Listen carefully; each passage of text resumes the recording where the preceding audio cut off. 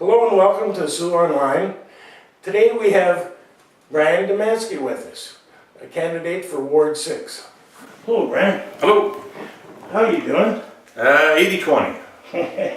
I hope the 80 is the better. Oh yeah, and 20 undecided. Okay.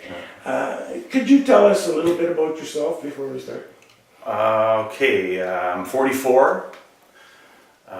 Born and raised in Sault Ste. Marie. Spent about 8 or 9 years going to school outside of Sault Ste. Marie down in St. Louis. Came back, I started a family. I got a lovely and adoring wife, 2 beautiful boys, 6 and 8. Busy practice. Doing? Yeah. Doing? I'm a chiropractor. Yeah. So I'm a good listener. That makes a difference, right? I think the only thing you learn by talking is how much you don't know, right? Water quality is a major issue in Sault Ste. Marie. What do you think the city can do to correct this problem, and also how to keep it away from Ward 6? Water quality. Water was, and always will be the bottom line. No matter what you're doing or where you're going, what you're spending money on, handling water and water quality is going to define your community. A lot of money goes into handling water, rainwater, and drinking water. Kind of makes us wonder why we flush our toilets with potable water, but we'll get there yet. To protect the water, first and foremost at its source, being the aquifers, seeing that we do draw a lot of water from aquifers, is something that this community has to start taking seriously. Other communities that are a little more progressive, in my opinion, than Sault Ste. Marie have done this with change. People don't like change. Developers don't like change. But one of the major roadblocks and hurdles in dealing with water quality is prioritizing it. We have to try shelling your house with bad water, or a bad well, or a soured well. And the last year and a half, you're hard pressed to open up what's left of the Sioux Star, which was say what you want about it. It did keep us in tune on what's going on in the area. Or listening to the news without hearing something about water quality. Walkerton is synonymous with bad tainted water, and when that water source and what goes on that water aquifer or the recharging zone is neglected or abused, or not seen for its true value, there's action, reaction in everything we do. And sometimes we wait for that reaction to kick us in the pants to take heed on how important the water issue is. But more importantly, things have to be better prioritized, I think, within the community and within City Hall of essential services. I can't think of a more essential service than water. In your bio, you talk a little bit about rainwater diversion ideas. Can you comment on that?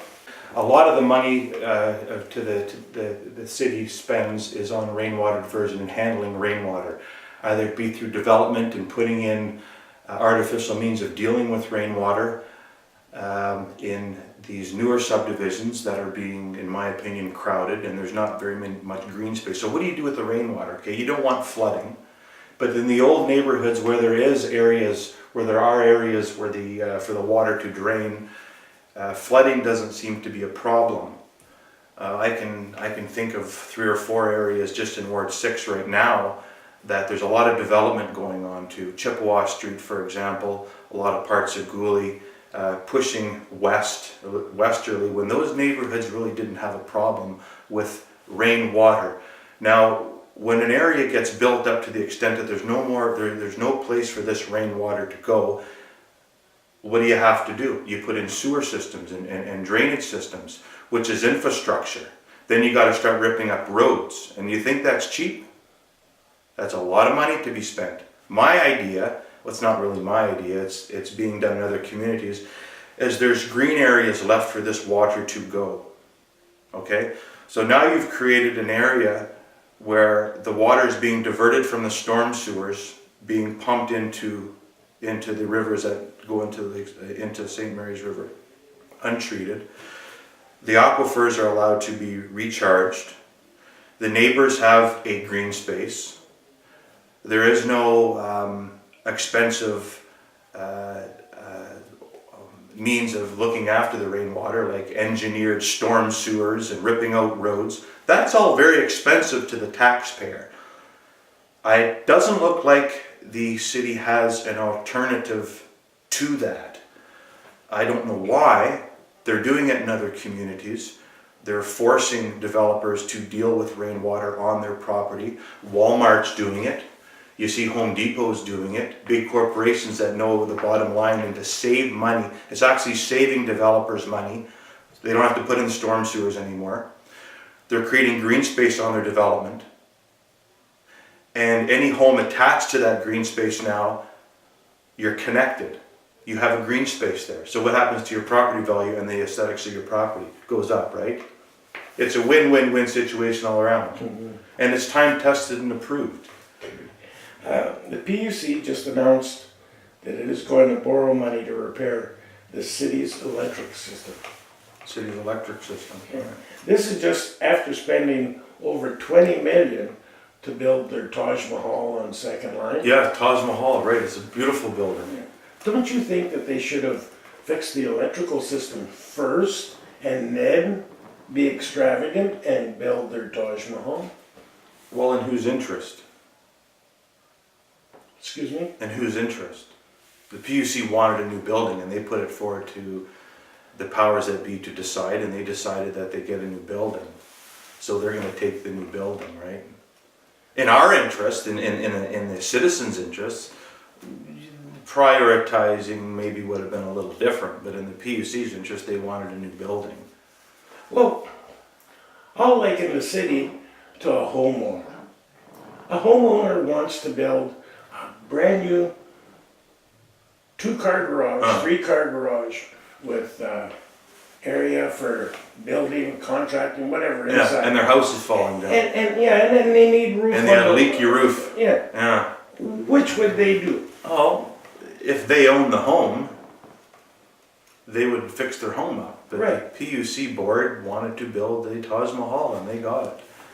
So, It's terrible, because corporate interests come first. in my estimation, Corporate interests came first. That shouldn't happen. It should be the citizens of the city that's interests that come first. deterioration of our roads, Deterioration of our roads. especially in wards 4, 5, and 6, is another major problem. City Hall decided to widen Second Line East instead of fixing up our roads. Could you comment on that? The part of Second Line that they widened, I believe, was to facilitate the new high school, and then down there more. Now, does that give them enough reason to spend millions of dollars on widening Second Line instead of fixing up the roads that are so bad that our citizens have to bring Who their makes cars those? to- Who makes those decisions? Well, what do you think about? What do I think? Yeah. Well, obviously, I'm going to say that roads Ward 4, 5, and 6 should get fixed first. That's a politically correct thing to say, but I haven't been known to be very politically correct sometimes, and I'm going to have to say that if they had an opportunity to redo that road with federal money or with provincial money in front of the university, because they were redoing that road, heck, why not widen it anyway, right? But as an essential service for roads are, hey, and the more roads you make, the more roads you have to upkeep and maintain, right? They're probably doing the best that they can with the manpower that they have. I really don't know too much about the decision-making process of what roads get fixed over and above, say, a road being widened, but I'm sure that council made, if it is a council's decision, I'm sure that they thought about it. But again, a lot of decisions that council makes, they're not informed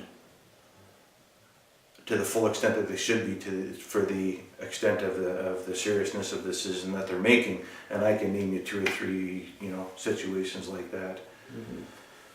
Okay, Ward 6 has acres of empty land west of Gooley Avenue.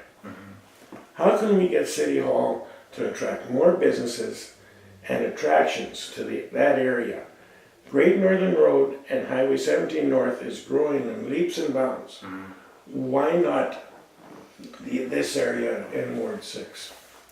The Ward 6, the land that you speak of in Ward 6 is mostly farmland. And I don't think that we have an agricultural base in Sault Ste. Marie.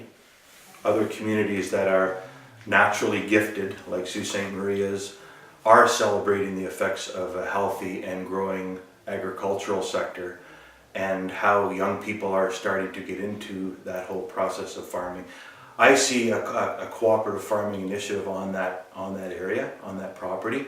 And I don't really agree with you that there's not very much going on out there, because walking around the area, there's a heck of a lot of building and developing going on in Ward 6, in those areas to the west. There's a lot of new homes going up in that area. That's why this groundwater diversion is key to Ward 6, because they have to start doing something with the sewer system and the ground, how to handle the excess flow, because a lot of those areas now are getting built up. So what are they going to have to do in a couple of years if development keeps going like that? Is they're going to have to put in these big means of handling the groundwater and everything. So I think there's a lot of homes going up in that area. But as far as industrial, well, that's kind of water under the bridge. If they would have put all that, the solar panels that were put up there in those fields, if they would have gifted that energy to on-site use, imagine the factory that it would have created. Imagine the people that it would have been begging. You're going to give us free energy? We're going to come, we're going to sit up in Sault Ste. Marie, and we're going to employ people. But it was a knee-jerk response, I think, how they sold off all the property and put these solar panels on it that I can guarantee, I'm not a betting man, but I can guarantee that your utility bill as a Sault Ste. Marie citizen ain't going down. It's going up. So the best benefit for that property would probably be to, I don't know. It's a tough question. There's a lot of land. There's a lot of property out there. There really is. But what do you do with that end of town? I don't know. I think it's a beautiful area myself. Maybe the people out there don't want a lot of development in that area. I know if I was living out there, I wouldn't. I think it's beautiful out there. Surprisingly, in Chippewa Street especially, gorgeous. Okay. So maybe development's not and maybe a development isn't wanted out there. Homes are nice, done properly, with green spaces to hold groundwater and just making green spaces. Okay. Finally, would you like to say something to the voters of Ward 6? Voters of Ward 6, yeah, I spoke with hundreds, perhaps, over the last month or so, and you voiced concern regarding streets and, of course, dealing with excess water, flooding, noise, air pollution. There are regulations dealing with this. I will make sure that your voices are brought to the table and delivered in a clear and comprehensive manner that brings honor and integrity to Ward 6, and to you being a citizen, not a taxpayer. If the language was changed and City Hall considered you a citizen instead of a taxpayer, perhaps the decisions would be made a little differently and a little more citizen friendly than they are now. Because what I see over the last 7 years dealing with issues in Ward 6, 7 years now, corporate interests are coming first. That's unacceptable. I will put your questions and concerns and interests first and foremost before corporate interests. Thank you. We've been talking to Bryan Dumanski, candidate for Ward 6.